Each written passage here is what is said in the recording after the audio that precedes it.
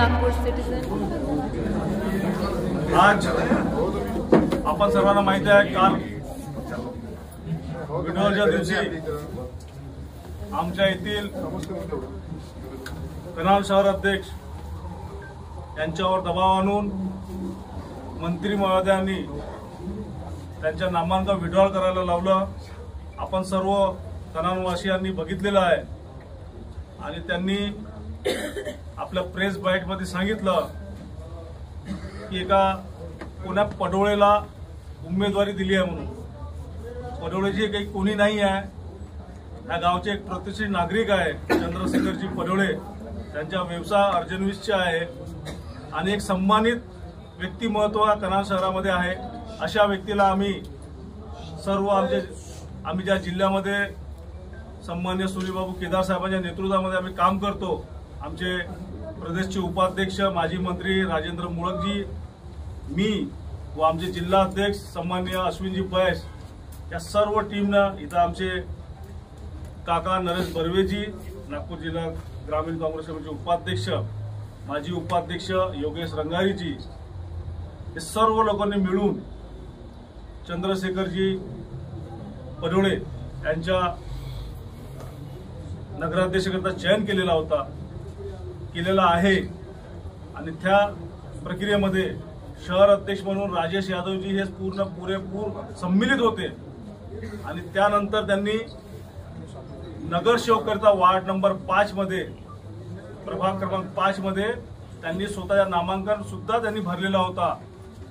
अशी कोणती परिस्थिती निर्माण झाली की त्यांना विड्रॉलच्या दिवशी ज्या पक्षाने त्यांना 35 वर्षापासून सतत पदावर ठेवला, 35 वर्षापासून, असं काही 2, 4, 5 वर्षापासून नाही, ग्रामपंचायत पासून तर पंचायत समितीपासून तर नगर परिषद पर्यंत, आणि कनाल शहर अध्यक्ष त्यांनी मोठ्या थाटाने सांगितले मी 12 वर्षापासून कनाल शहर अध्यक्ष आहे.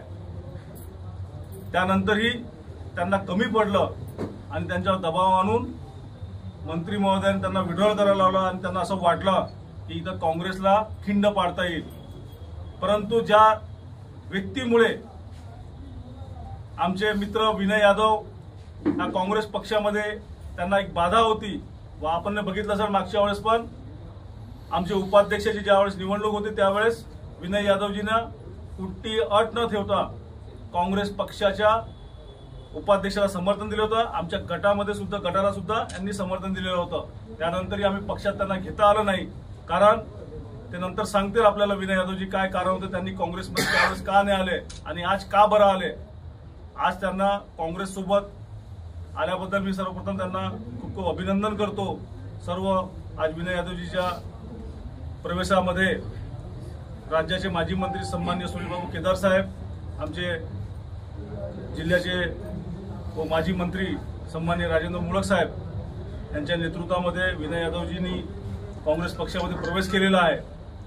आम्ही त्यांना आता सिम्बॉल तर काँग्रेसच्या देता येणार नाही, परंतु आम्ही पुन्हा काँग्रेस तर्फे त्यांना समर्थन जाहीर करतो आणि काँग्रेस परिवारामध्ये त्यांचं स्वागत करतो. आणि त्याचबरोबर त्यांनी आमच्या इथून गेलेला आहे, आमच्या सर्व नेत्यांनी असं ठरवलेलं आहे तर त्यांना कनाल शहर अध्यक्ष पण माझे बहाल करायचे आहे. त्याबद्दलही त्यांच्या खूप खूप हार्दिक अभिनंदन करतो. जेणेकरून जी जागा आम्ही 12 वर्षापासून कोणा व्यक्तीला दिलेली होती त्या व्यक्तीचे कार्य आणि विनय यादवचे कार्य येत्या 2 डिसेंबर नंतर 3 तारखेला आपल्याला कळेल की किती मोठा आम्हाला फरक पडलेला आहे. एक पक्षाची बांधिलकी असते, एक विचारधारा असते, त्या विचारधारेपासून आपण बांधलेले असतो. आणि जे मंत्री आम्हाला काल दिवसात होते की पुऱ्या पडोलेला आणला आणि उमेदवारी दिली आणि 35 वर्षापासून जो कार्य करतात त्याला उमेदवारी नाकारली. मंत्री महोदयाला सांगू इच्छितो मी की आपण लोकसभेची निवडणूक विसरलात की एक विद्यमान आमदार घेऊन आपण लढलेला आहे माझ्या विरोधात. तेही विसर पडलं तर आपण स्वतःच्या पार्श्वभूमीमध्ये बघा की ज्या पार्श्वभूमीच्या नगराध्यक्ष तुम्ही उमेदवार केलेला आहे तो काँग्रेसचा आहे. आता आणखी किती उदाहरण देऊ की आपण एकेका नगरसेवकाला फोन करून धमकावलेला आहे, त्यांना विड्रॉल करण्याकरिता प्रलोभन दिलेले आहे. त्यानंतरही आम्ही गप्प आहोत, आम्ही फक्त आमच्या इलेक्शनवर लक्ष घालत आहोत. आपल्याला जेवढं जमेल, आज सत्ता आपल्याकडे आहे, त्याचा दुरुपयोग जेवढं करता येईल तेवढं आपण करावं निश्चितच. पण आम्ही पण कुठे चूप बसणार नाही. आपल्या जसे आपण जसे ते उत्तर आपल्याला मिळणार आहे. आपण निश्चितच 3 तारखेनंतर रिझल्टमध्ये आपण सांगू की कशा प्रकारे आमची काँग्रेसची विचारधारा आणि काँग्रेसचे कार्यकर्ते जोमाने भिडलेले आहे ते आपल्याला दिसणारच आहे.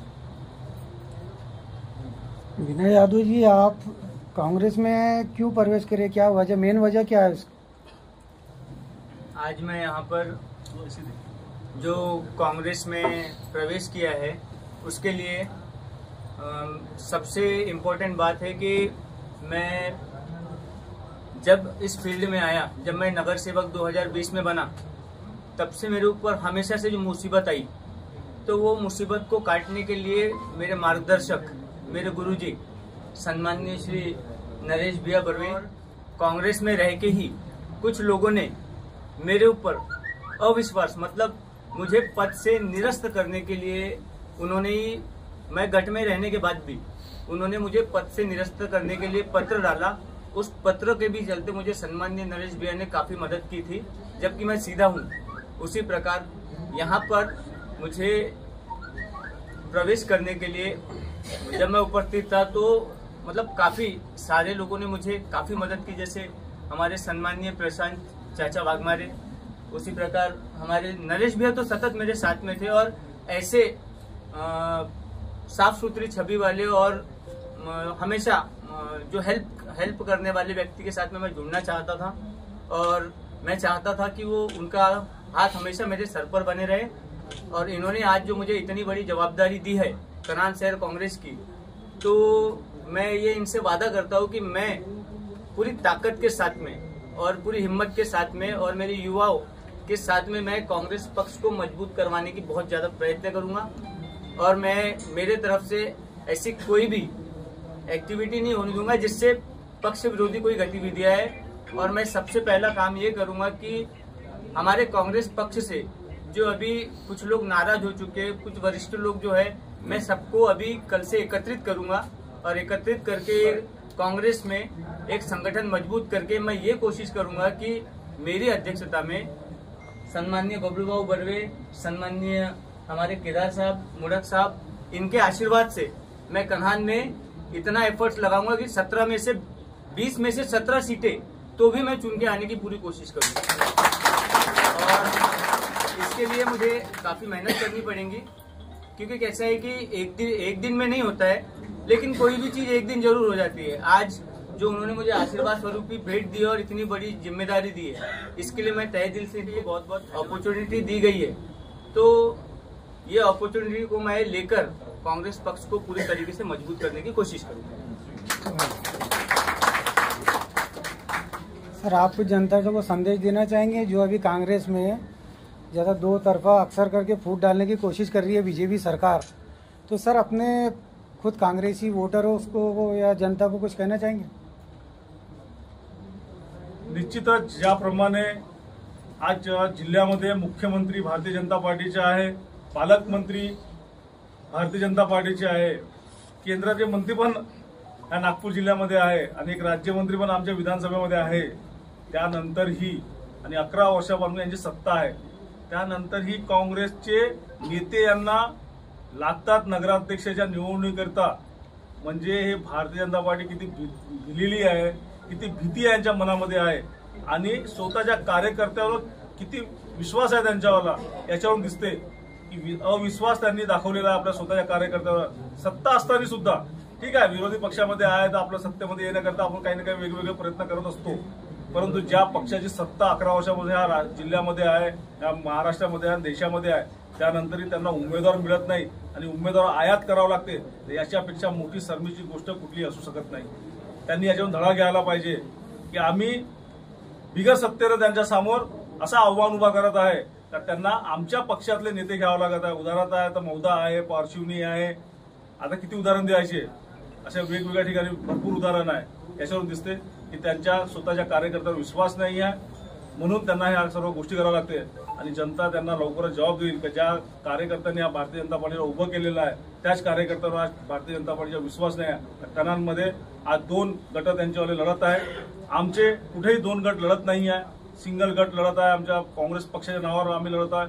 आणखी अपक्ष सुद्धा आमचे खूप कमी, 1-2 असेल तर असेल, कुठेही आमची एकता भंग झालेली नाही आहे. आम्ही पूर्ण एकतेनं जिल्ह्यामध्ये निवडणूक लढत आहोत. सर जनता का ऐसा कहना है कि पीएम से लेके पीयून तक उनका ही सिस्टम बैठा हुआ है इसके ऊपर. सर इनकी मनमानी चलती है और चुनाव आयोग से कुछ कहना चाहेंगे क्या सर आप? बिल्कुल, अभी जो जिस तरीके से चुनाव आयोग की भूमिका संदिग्ध है तो उससे सारे लोग परेशान हैं. लेकिन ये लोकल बॉडीज की इलेक्शन है, यहाँ पे अगर ऐसी कोई धांधली हुई तो लोकल बूथ पे आपको पता है किस तरीके से माहौल रहता है. तो इस समय यहाँ पे कोई ये इस समय जो रिजल्ट आएंगे तो उनके आपको पता चल जाएगा जो विधानसभा के रिजल्ट आए और इस विधानसभा में कितना डिफरेंस है. इसी से लोग जनता को समझ में आएगा कि इन्होंने वोट चोरी किया है. मान्यवर एक क्वेश्चन है. रामटेक भाजपा विधानसभा प्रमुख मनोज चौरे जो नागपुर में रहते हैं और वो रायनगर के मतदाता हैं, इस पे आपका क्या कमेंट है? वो सिर्फ मनोज चौरे का विषय नहीं है. जो उम्मीदवार वहाँ भारतीय जनता पार्टी ने दिया हुआ है उन्होंने ऐसे कई 100 नाम डाले हैं. वहाँ पे हमारे वहाँ के उम्मीदवार मनीष भिवगड़े जी सारा सर्च करके रिपोर्ट लाए हैं. हम उनकी पोल खोलने वाले हैं जल्द ही, आप निश्चिंत रहिए. अभी अगर सब एक ही साथ खोल लोगे तो आगे के लिए आपके पास 2 तारीख तक के मसाला चाहिए कि नहीं चाहिए. तो आज का इतना ही रखिए. आगे वो कैसे वोट चोरती है भारतीय जनता पार्टी वो निश्चित है. वो वीडियो के साथ एविडेंस के साथ हमारे मनीष भिवगड़े खुद दिखाएंगे और मैं उसके साथ रहूंगा. उस समय भी हम प्रेस कॉन्फ्रेंस आपको बुलाएंगे. मनीष भिवगड़े है कि नहीं है? बरोबर है ना? बिल्कुल बरोबर. ठीक है सर, और कुछ कहेंगे? फोन खरीदने हैं तो आइए राधा रानी मोबाइल शॉप पर. मोबाइल की एक विश्वसनीय दुकान और फाइनेंस सुविधा भी बहुत आसान. खरीदी करने पर ले जाइए ढेर सारे इनाम. तो फिर जल्दी कीजिए, आइए राधा रानी मोबाइल शॉप. पता फेरुमल चौक कामठी.